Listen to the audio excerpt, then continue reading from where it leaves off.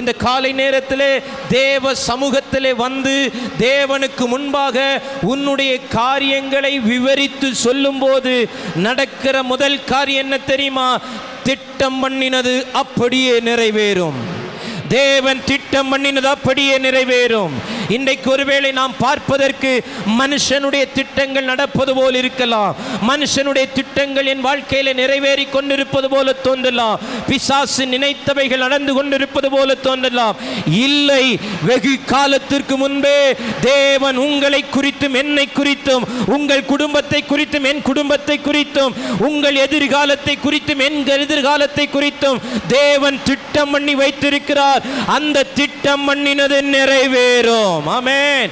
இந்த காலை நேரத்திலே பிசாசுனுடைய திட்டங்கள் நிறைவேற போவதில்லை. சத்துருக்களுடைய திட்டங்கள் நிறைவேற போவதில்லை.